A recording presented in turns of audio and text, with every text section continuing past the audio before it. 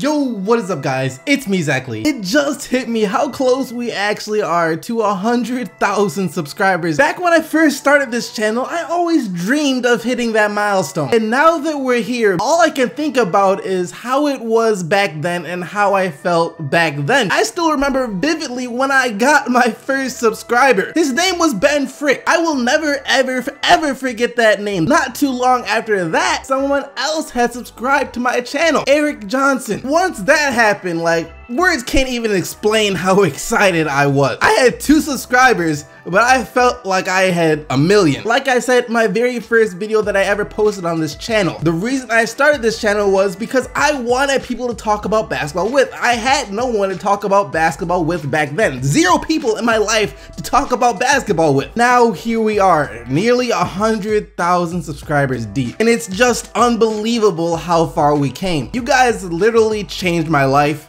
and I can't say thank you enough. But now we gotta get on to the video.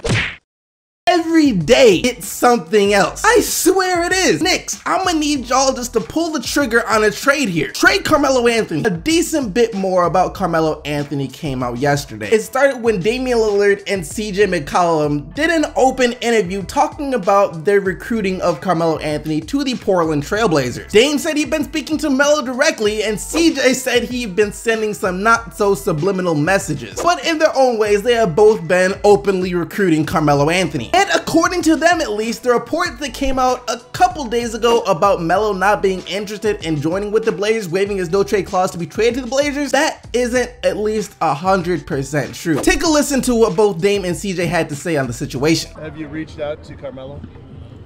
I spoke to him because obviously he makes us a better team. He makes us a better team. So I mean, obviously with that being out there and that being a real possibility, I don't see why I wouldn't reach out to him and let him know that the interest is mutual if he's interested in us. What was his reaction? I ain't gonna share all that. We had a conversation about it because it's something that we needed to talk about. So he knew that it wasn't just a team. It was, you know, myself and CJ would love to have him here. So I reached out to him. We texted and that was it. We saw the tweet, but have you reached out to Melo? I have reached out. You called him or? I haven't called him. We have the same trainer in New York, so speaking to him indirectly. What's your message? He can help us a lot. We can help him. I know he wants to play in the playoffs and be competitive. He's a very talented player. I think when we get him, you know, speaking to existence, I think top 3 in the West easy. What was his feedback? I think he's interested.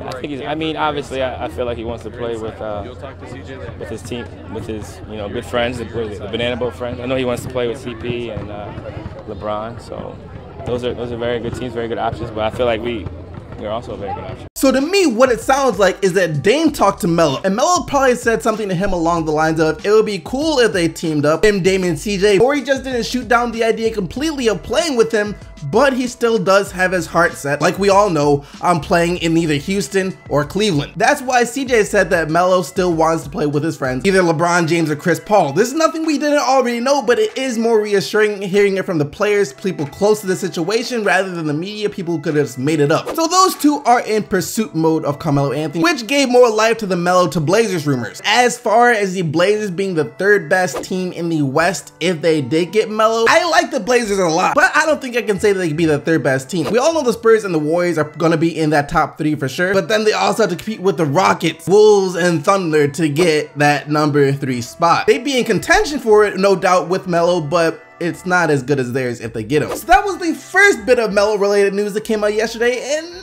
then there was this as well. This video was released on Instagram, and real quick, remember how CJ McCollum said that he and Melo have the same trainer? Well, yeah, I guess a lot of NBA players have that same trainer as well. Chris Brickley, he posts videos and pictures to Instagram all the time of him training and working out with NBA players. And when he released this video yesterday, I'm sure he wasn't trying to stir up any drama or any speculation or anything like that, but naturally, it happened anyways, as a video of Kyrie Irving and Carmelo Anthony playing on the same pickup team sent the basketball world into a frenzy.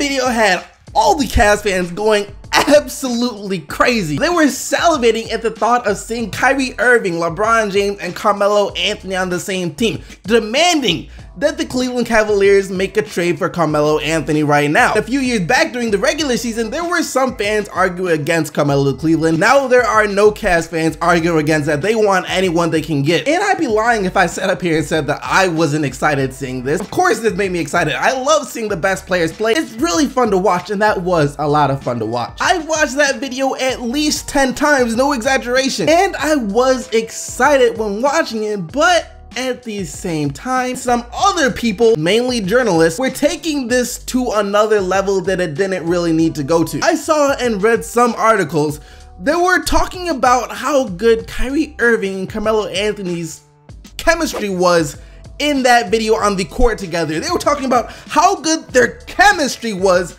together in that video. This is no hate towards Kyrie or Carmelo Anthony right here, but I just don't know what on earth that person was talking about. I don't see how watching two players go one-on-one against defenses is considered chemistry. Kyrie Irving and Carmelo Anthony, for the most part, in that little clip, were doing nothing but isolation. Sure, they passed it to each other once or twice, but is that considered good chemistry now? That's not chemistry, that's just basketball. But that's not to say if they didn't play on the Cavs, though, they wouldn't develop good chemistry. I mean, they did play that pickup game, and then they also played together in the 2016 Olympics and Rio last year too. Sure, they wouldn't mind playing with each other, and they could be really good together. But while a bunch of journalists took that a bit overboard, I think all you should take away from that video is that, you know, Kyrie and Irving and Carmelo Anthony can beat a bunch of guys in the gym.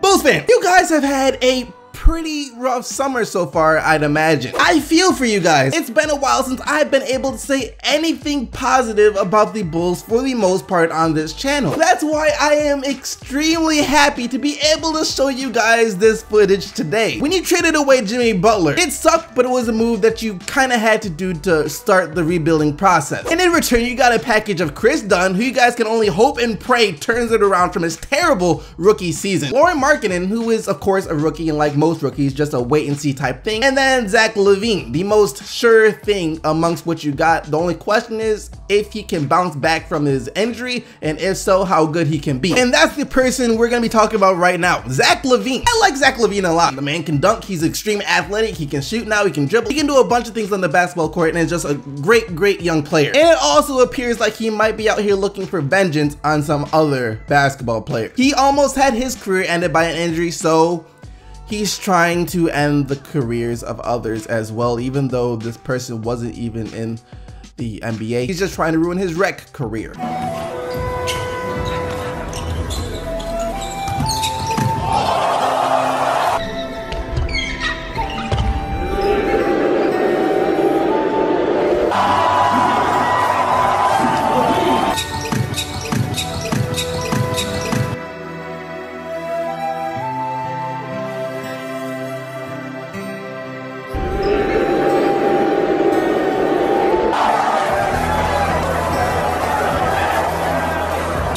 He took everything from that man. Knees, ankles, back, wrists, neck, everything, soul and dignity. He took it all in less than a second. The poor man didn't even want to touch the ball anymore after Zach LaVine did that to him. Maybe Zach LaVine's former teammate Andrew Wiggins will pay for that guy's much needed surgeries now, since he is about to get a 5-year, nearly $150 million contract from the Minnesota Timberwolves.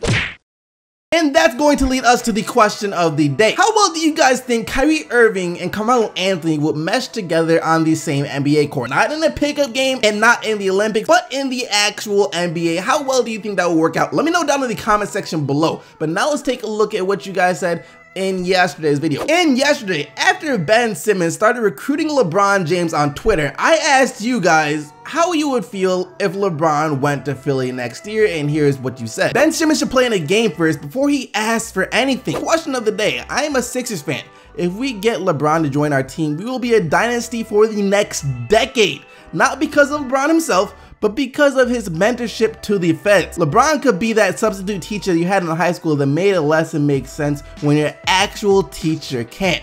Not dissing Brett Brown, but LeBron to Philly would have a lasting impact on the rest of the league for years to come. Nah, because LeBron gonna get injured if he go to Philly. I hope not. But like I said yesterday, I don't think LeBron to Philly would be a bad thing for LeBron career-wise if Philly can prove that they can stay healthy and that they might be able to live up to their potential as well. But like I said, don't forget to leave your answer for today's question of the day down in the comment section below. But other than that, thank you once again for watching the video. Hope you guys did enjoy it. If you did, don't forget to leave a like and subscribe for more daily NBA videos. And until tomorrow, keep getting the buckets, Team SDC, and I'm out of here.